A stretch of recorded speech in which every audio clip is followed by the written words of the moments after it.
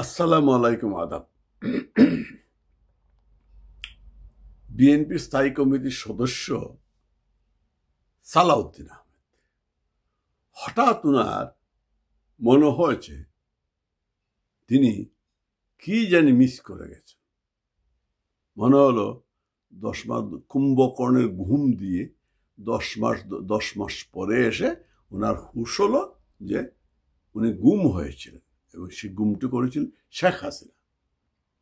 যেমন এই রাজাকারের আদালত, যে আদালতে জামাতের সব আইনজীবী, বিচারক, যে চিফ প্রকৌশলী, চিফ প্রসিকিউটর তাজুল, যে নাকি যুদ্ধাপরাধীদের পক্ষে ছিল, সেই যখন এখন সরকারের এই আদালতের চিফ প্রসিকিউটর, সেই আদালতে যখনই শেখ হাসিনার নামে শেখ হাসিনার বিচার, তথাকথিত প্রশাসনের বিচার শুরু হলো এবং জঘন্যভাবে, যা কোনো সভ্য দেশে তা হতে পারে না, যখন লাইভ টেলিকাস্ট করা হলো, সেইখানে যখন শেখ হাসিনার বিরুদ্ধে অভিযোগ আনা হলো, তিনি মানুষ খুন করেছেন, তিনি গুম করেছেন, তিনি মেট্রোলে আগুন দিয়েছেন, তিনি বিটিভি ভবনে আগুন দিয়েছেন, মানে সব কিছুতে শেখ হাসিনা নির্দেশ ছিল, তিনি আদেশদাতা, নির্দেশদাতা, হুকুমের আসামি। এইটাই তো মেনলি বিষয়, যে তিনি সরাসরি তার খুন করেননি, তিনি হুকুমের আসামি। এরা কি তখনই সালাউদ্দিন সাহেবের মনে হল, আরে ইতিহাস থেকে আমি বাদ যাচ্ছি কেন, এই সুযোগে আমিও একটা মামলা ঠুকে দিই, আমাকে নিয়ে আলোচনা হোক, আর সুধী সরকার একটু সুযোগ আমাকে পছন্দ করবে, আমি যে তাদের সুরে কথা বলি। এই সালাউদ্দিন নিয়ে অনেক কাহিনী হয়েছে, আমরা জানি। গত কয়েক বৎসর যাবৎ সে নিজে ভারতে পালিয়ে গিয়েছে, ভারতে অবস্থান নিয়েছে, আবার দেশে ফিরেছে এই 5 আগস্টের রাজনৈতিক পট পরিবর্তন।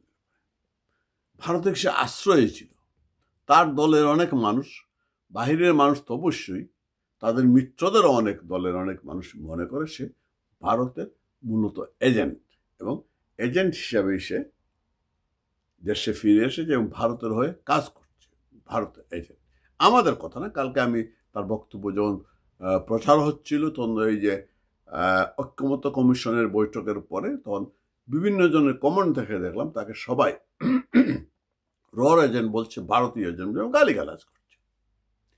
তাই হয়তো সে এই তকমাটা আড়াল করার জন্য সে 10 মাস পরে এসে শেখ হাসিনার নামে মামলা দিল, তিনি গুম করেছেন তাকে।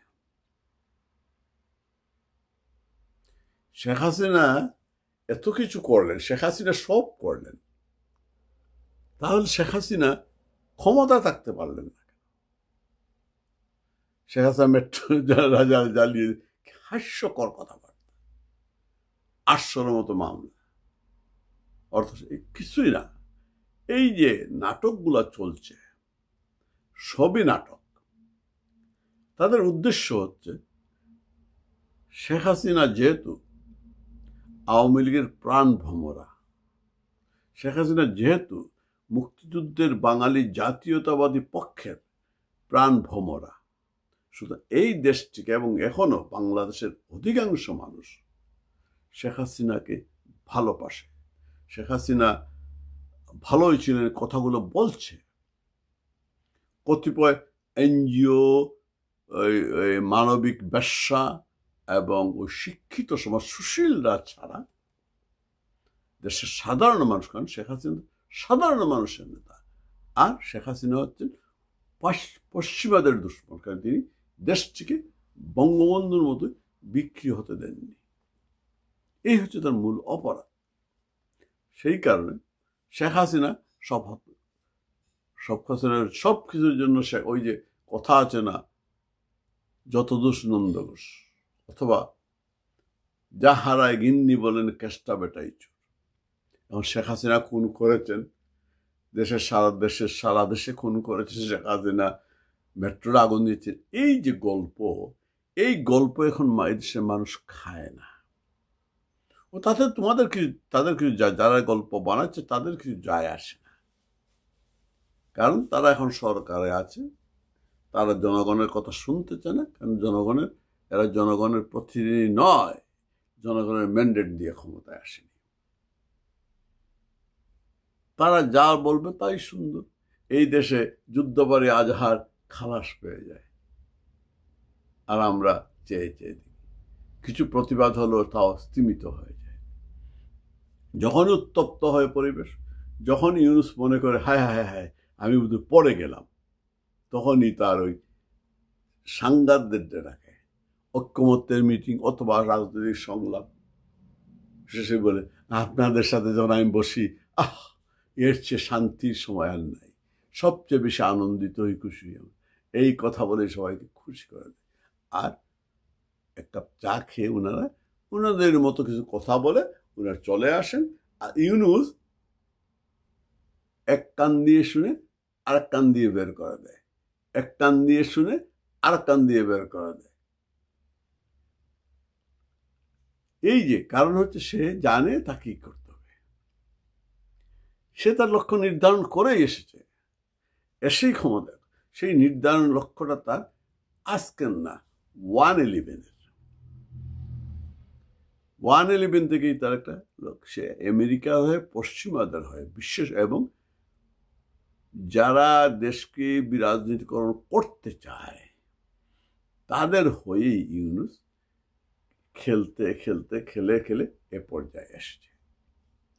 ইউনূস ওদের কথা শুনে আর কান দিকে বের হয়, শুনে আর দিকে বের হয়। ইউনূস জানে তাকে কি করতে হবে, সে ঐক্যমত্য যাতে না হয় সেই ব্যবস্থা করেছে।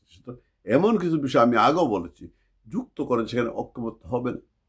ঐক্যমত্য হলে তাকে ডিসেম্বর মধ্যে নির্বাচন দিতেই হবে। আর ওই যে তার দল যেটা কিংস পার্টিকে তো রেডি করে রেখেছে, ওরা প্রতিটি কাজে বলবেন না, নির্বাচন হবে না, তারক ঘোষিত হবে না। জুলাই সনদ এমনভাবে তারা করতে চায় যারা কিছু কিছু রাজনৈতিক, বাকি রাজনৈতিক সেটা মানবে না, কারণ ৭১কে বাদ দিয়ে জুলাই সনদ তো হবে না। সংবিধান পরিবর্তন করতে চায়, বাতিল করতে চায়, বেশিরভাগ রাজনৈতিক সেটা মানবে না। সুতরাং এইখানে জামাতও দেখলাম তারা জুলাইয়ের মধ্যে এখন সংস্কার চায়, এবং ডিসেম্বর থেকে এপ্রিলের মধ্যে, আগে ছিল জামাতের অবস্থান নির্বাচন নিয়ে তাদের মাথা ব্যথা নেই, যে সংস্কার করে নির্বাচন হবে, এখন তারা নিজেরাই আলটিমেটাম দিয়ে দেয়। তার পিছনে একটা অনেকেই কারণ খোঁজার চেষ্টা করছেন, কারণ বাজারে একটা এখন আছে, প্রচলিত কথা আছে, ইউনূস তার ক্ষমতা টিকিয়ে রাখার জন্য প্রয়োজনে বিএনপির সাথে এবং জামাতের সাথে আন্ডারস্ট্যান্ডিংয়ে যাওয়ার চেষ্টা করছে। আন্ডারস্ট্যান্ডিংটা কি? ইউনূস থাকবে রাষ্ট্রপতি, তারেক হবে প্রধানমন্ত্রী, আর শফিক হবে উপপ্রধানমন্ত্রী। এই ফর্মুলা ইউনূস এগোতে চাচ্ছে। সেই জায়গায় ছাত্ররা বাধা হয়ে দাঁড়িয়েছে। ছাত্ররা বিষয়টা হয়তো জানে, সেই কেন হয়তো তারা বাধা হয়ে দাঁড়াতে পারে।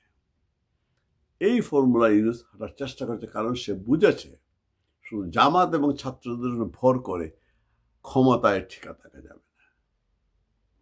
কারণ বিএনপি যে এই ইসরাকি যেভাবে এই গণভবন দখল করে রেখেছে, পুরা বিএনপি যদি এই সরকারকে বিরুদ্ধে রাস্তায় নামে, এই সরকার পতন হয়ে যাবে। কিন্তু বিএনপি তো নামবে না।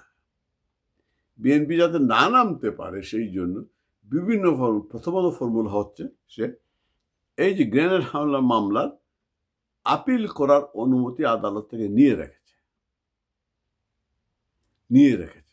এখন যদি বিএনপি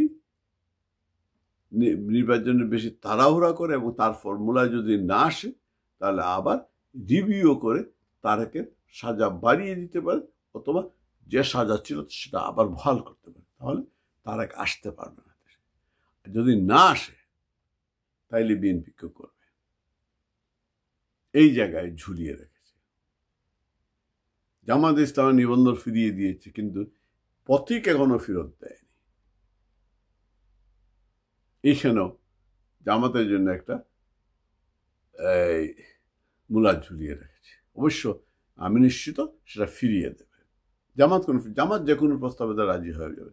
তারা ডোন্ট, তারা যে কোনো জনের যে কোনো কথা রাজি হয়ে যায় যদি তাদের স্বার্থ হাসিল হয়। এই মুহূর্তে যদি বলা হয় তুই উপপ্রধান খান, তারা তো এককভাবে নির্বাচন করে ক্ষমতায় আসার কোনোদিনই সম্ভব না। তাই তারা এই ফর্মুলা মেনে নিতে পারে, মনে নিতে পারে। সুতরাং এই যে খেলা, বিভিন্ন ধরনের খেলা চলছে দেশটাকে নিয়ে, দেশটা তাদের কাছে বড় না, এই ক্ষমতাটাই বড়। বিএনপি বলেন, ইউনূস বলেন, কারো কাছেই দেশটা বড় না। কিন্তু আমরা তা হতে দেব না। আমরা মুক্তিযুদ্ধের বাংলাদেশ ফিরিয়ে আনবই। আওয়ামী লীগের বাদ দিয়ে নির্বাচন করার চিন্তা করাটাই আহাম্মকি হবে। সবাই ভালো থাকবেন, সুস্থ থাকবেন।